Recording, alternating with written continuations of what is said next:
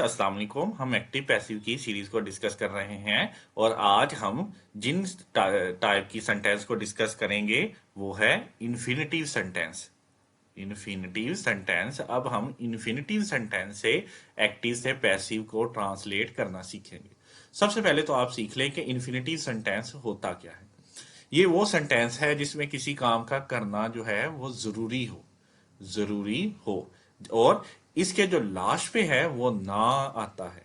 ठीक है, इसके लास्ट पे क्या आता है? ना। यानी तुम्हें स्कूल जाना है यानी जरूरी है। और तुम्हें खत तुम्हें खत लिखना था यानी लास्ट पे ना आता है। जितने भी इन्फिनिटिव सेंटेंस हैं उनके लास्ट पे क्या आता है? ना आता है। अब इनको ट्रांसलेट कैसे करना है? क्योंकि इनकी जो पहचान है वो है 2+V1। जो इन्फिनिटिव सेंटेंस है उसकी पहचान क्या है? 2+V1 होती है। तो अब इन्फिनिटिव इंटेंस जो है इनको कैसे ट्रांसलेट करना है वो हम सीखते हैं। बस क्या है, टू की जगह टू ही रहने देंगे। V1 की जगह आपको पता है पैसिव वॉइस में V3 आ जाता है और दरमियान में इनके क्या आ जाएगा? बस बी आ जाएगा। जैसा कि देखें, I am to do it मुझे ये काम करना है। तो क्या आएगा? सबसे पहले तो हम क्या करेंगे, अपने ऑब्जेक्ट को ढूंढेंगे। आई क्या है? हमारा सब्जेक्ट है। एम मेन वर्ब यानी हेल्पिंग वर्ब है। डू करना, ठीक है। इट और वो काम, यानी जो हमारा मेन काम है वो क्या है? ये वाला है। ठीक है, तो इसकी जगह हम इसे, क्योंकि इसका मेन मेथड तो वही है, इट कहाँ आ जाएगा? शुरू में। ऑब्जेक्ट कहाँ आ जाता है? शुरू में। और जैसा ऑब्जेक्ट होगा उसी के साथ वैसी ही वर्ब लगेगी। यहाँ कौन सी वर्ब है? एम है। तो इट के साथ एम तो लगा नहीं सकते, तो क्या लगाएंगे? इज। यानी ये कोई टेंसेज नहीं है। आप ये ना समझे कि ये प्रेजेंट इंडेफिनिट है, कंटीन्यूअस है। ये इन्फिनिटिव है जिनके लास्ट पे जो स्ट्रक्चर होता है वो ना है आता है और इसका होता है यानी इज या एम या आर या वास या वर प्लस V1। इसका ये सेंटेंस का स्ट्रक्चर होता है, यानी ये स्पेशल किस्म की टाइप है। तो इट शुरू में आ गया, इसके एम तो लगा नहीं सकते, तो इट इज लगाना पड़ेगा।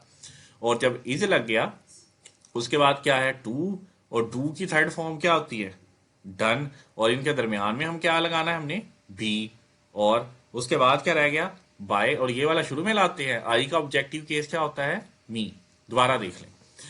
आई एम टू डू इट, ये सेंटेंस था। जैसे मुझे ये काम करना है। मुझे ये काम क्या है? करना है।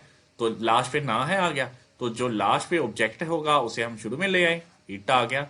इट के अकॉर्डिंग ही वर्ब लगेगी। तो एम की जगह क्या लग जाएगा? इज, क्योंकि इट के साथ एम तो लग नहीं सकता। उसके बाद क्या आ गया? थर्ड इज के साथ, यानी इनके बाद टू आ गया। टू और डू की जगह डन, यानी थर्ड फॉर्म आ गई। और टू और V1 के दरमियान बी लगता है, टू बी डन। और उसके बाद बाय और जो सब्जेक्ट है वो आ गया। इस तरह ये सेंटेंस जो है वो मुकम्मल हुआ। हम एक और सेंटेंस देखते हैं। You are you are to write it you are to write it in ink. तुम्हें इस इंक के साथ लिखना है। तो सबसे पहले तो लिखेंगे, यू सब्जेक्ट हो गया, आर मेन वर्ब है, ठीक है। टू राइट लिखना है, it in ink. In ink इजाफी है, इट यानी ऑब्जेक्ट है। ऑब्जेक्ट कहाँ आ जाता है? शुरू में। ये इन इंक हमारा ऑब्जेक्ट नहीं है, ये इजाफी चीज है, यानी ऑब्जेक्ट के बाद जो डिटेल दी गई है।